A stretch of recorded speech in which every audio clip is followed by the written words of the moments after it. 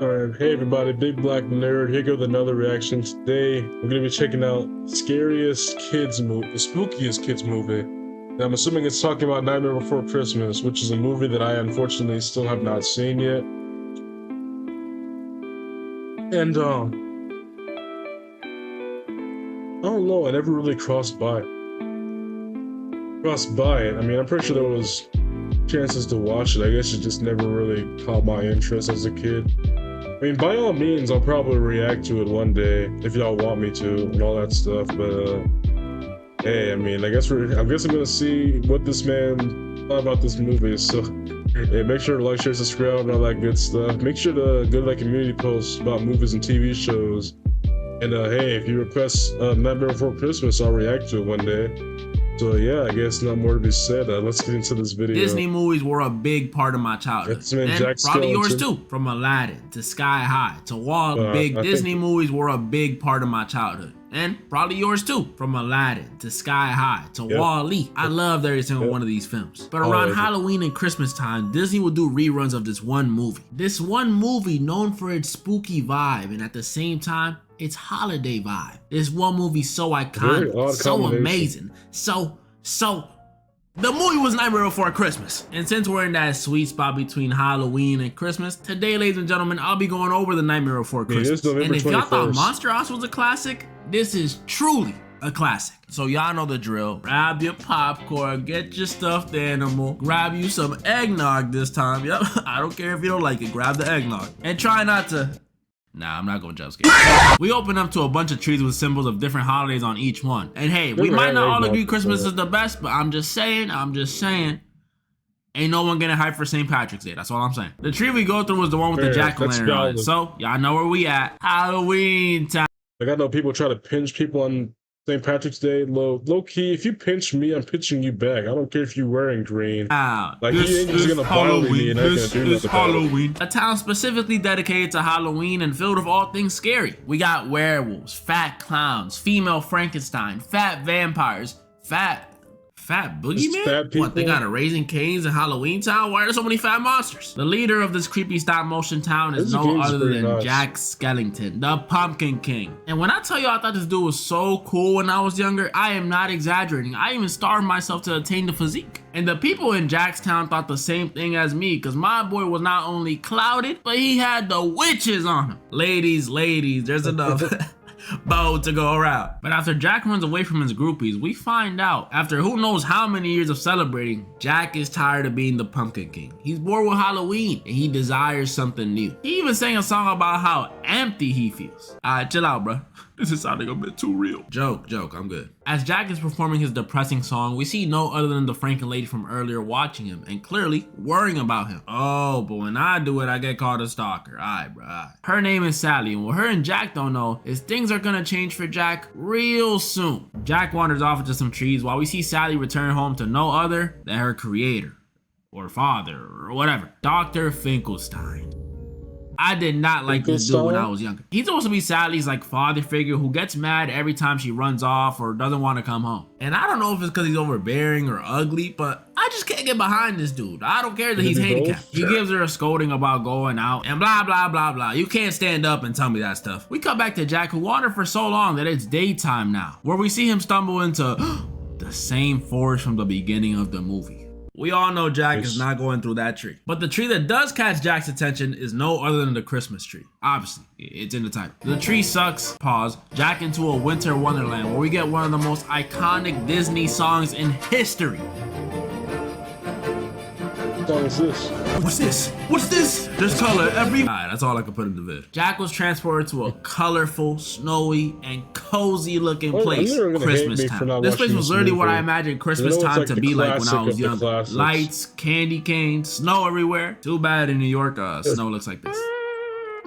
And Jack might have been happier to see this place than me, because he was singing, smelling pies, watching people kiss. All right, Jack, don't get to Jacking now. Jack had finally found what he was looking for. It's not because I don't think it's a good movie. It's just because I've never really completely different from Halloween Town. And this to is where watch Jack a gets new a movie, very, if that makes very sense. clever idea. But we'll get back to that in a second, because back in Halloween Town, everyone's panicking and looking for Jack, especially the mayor. This dude gotta have some extreme form of anxiety or something. He's out here calling town meetings because Jack has been missing for half a day. Like, chill out, bro. My son Jack can't get no paid time off. And at the same time, while this was happening, we cut back to Sally, who's in the middle of poisoning her father.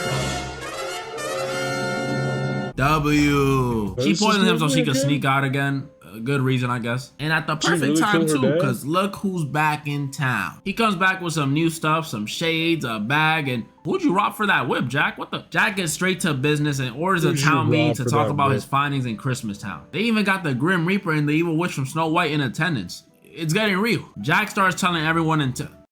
Yo, whose grandma is this? Jack starts telling everyone in town how insanely amazing and wonderful Christmas Town was, with its trees, its socks, and there were people kissing. But sadly, even after telling them about Santa Claus, the Halloween Town folk just couldn't understand the vibes that Christmas time brings. See, a guy like me, I would have brought them each a copy of The Grinch and played that one Mariah Carey song. They would have understood immediately. Jack is back at home that night pondering, brainstorming, thinking of a way he could show them how truly great Christmas is. He got the pajamas and sitting by the fire? You talking about some Christmas Town, but Jack, you live in lavish. Come back to Sally's house where she gets grounded for poisoning her dad that one time. I mean, yeah, that could get you grounded. And at the same time, someone comes a knocking at their house, and it's Jack. He's linking up with Dr. Finkelstein so he gets some equipment to run experiments. And obviously, Sally, being the little stalker that she is, overhears this conversation and makes Jack a nice little gift basket the same night he's experimenting. How she got out the crib this time, you may ask? Oh my God! Sally drops off the basket to Jack and hides behind a wall. And just look at the way she dramatically slides down that wall. She's clearly in love. Sally picks up a flower to, I guess, start doing the whole, you love me not. Y'all remember that game? They even had it on that one Mario game on the DS. Sally picks up the flower and it suddenly turns into a Christmas tree. And then it catches on fire. This could not be a good sign for the future. The very next day, bro, why is that kid on a leash? Jack is still in his crib pondering, brainstorming, thinking of a way he can... When it hits him. What better way to bring the Christmas Town spirit to Halloween Town than to become Santa Claus himself? This villainous speech he gives in that lecture chair he had in his room? Yeah, Jack is the villain of this movie. Sally knows this might not be the best decision. Jack calls another town meeting and starts ordering the monsters of Halloween Town to build toys. Sally's ugly dad to build reindeer. And he enlists the most terrifying group in Halloween Town to handle the most difficult task of them all. The Boogie Boys, a group of mischievous, borderline psychotic kids who work for the Boogeyman. You just look like you bite. Jack tells them what their mission is, and he tells them to make sure to keep Oogie Boogie out of this. The kids agree, but behind their back, we can see they were crossing their fingers. I just knew it. And it's not until they're back in their lair that we find out the mission Jack put them on was to kidnap Santa Claus. What? Yeah, I know. Who gonna carry him? And the Boogie crew likes the idea of... Why does that remind me of freaking Santa Hunters or whatever it is? That one Nickelodeon Christmas movie. If y'all know it, y'all know it. But essentially, it's these kids who try to catch evidence of Santa Claus, either by getting video of him or like capturing him in some traps or something. If y'all know, then y'all know. But it's one of my favorite Netflix original Christmas movies. I know they made a good handful of them, but that's probably my favorite. Kidnapping Santa a little too much. They start singing about all the messed up things they plan on doing to him. Kidnap the Santa Claus, beat him with a stick. What? Lock him up for 90 years and see what makes him tick. They got bars, but it's torture. They're describing torture. These kids need to watch way too much Dexter and been hanging out with the CIA, because golly. Some of these things they're saying are war crimes. They head off to go abduct Santa Claus in this bathtub thing. Does this thing not make anyone else uncomfortable? Why it got legs? We cut back to Jack, who's teaching some of these town folk Christmas music. I don't gotta say too much about them, just look at the bills. Sally comes to me with Jack because Jack said he had a job for her, but before he could tell her, she immediately starts trying to warn him, telling him about the omen she saw where the Christmas tree catches on fire and Jack's like, silly Sally, that doesn't sound like my Christmas at all. Maybe that's what Santa got going on over there, but my Christmas is filled with milk and cookies, joy and toys. My Christmas is lit. He hands her a reference she could look at for his Christmas outfit that he wants her to make. Yeah, I'm not gonna lie, Jack, I think you're gonna have to hit up that Cane's. You're missing a couple pounds. Sally leaves, still worried about the future of Jack's plan. And at the same time, the Booger Sugar Kids return with Santa Claus, or at least who they thought was Santa Claus, because in reality, it's the Easter Bunny. That's not Santa Claus. Claus. The Oogie crew leaves to return the bunny, and the countdown to Christmas has begun. Halloween Town is making their preparations to become the new Christmas town, making reindeer, making the sleigh, and most importantly, making the toys. Yeah, the NYC kids definitely gonna rock with that rat hat. But before we can see how Jack's Christmas looks like, we cut to a very colorful house featuring a white-haired woman baking cookies. Oh yeah, you recognize the white beard. We're in no other than Santa's house, who's busy going through the naughty and nice list. And I don't mean to brag, but I used to make that nice list every year. Anybody named Dean watching this video? Looks like you should be good, my boy. Santa surprised there's barely any naughty kids this year. That is, until he hears a knock on his door. And it's the 3 worst kids he could imagine. Cut back to Jack, who you can just tell was ready to celebrate Christmas because he got that on. Sally is still trying to convince him that he doesn't have to do this. He doesn't have to give away rat hats. Come on, Jack, that's a terrible idea. Right at that moment, the Boogie Bomb kids come back and tell Jack they got the real deal this time, Santa Claus. And Santa Claus was so confused about what was happening, you gotta feel bad for the guy. But who gonna deliver the toys?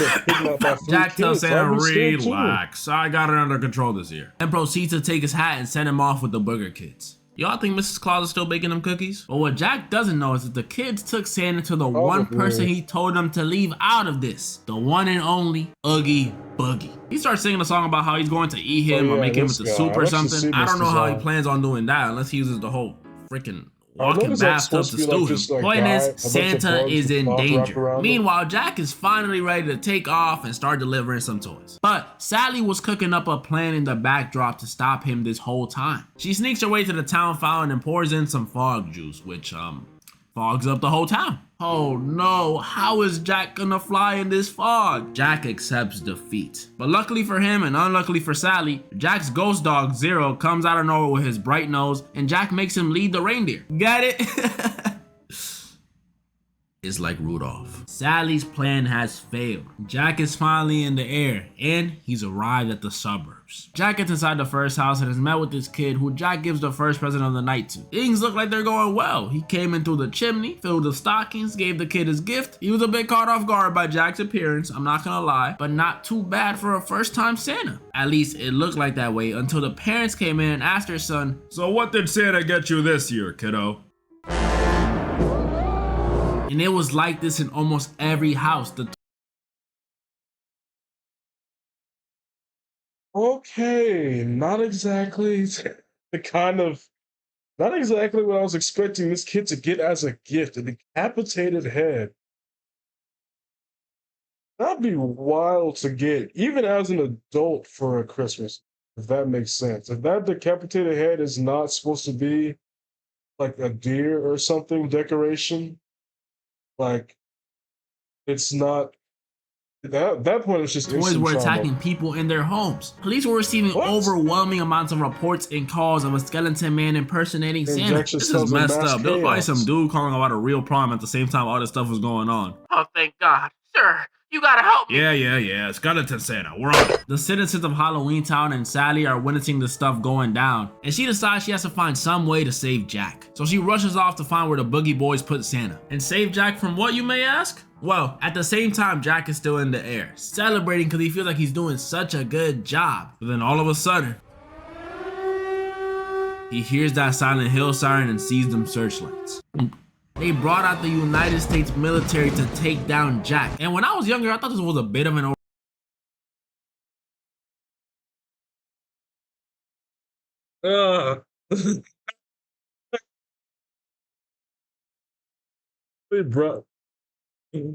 They really brought out the freaking military to take down freaking Santa Claus. I mean, I know it's not Santa.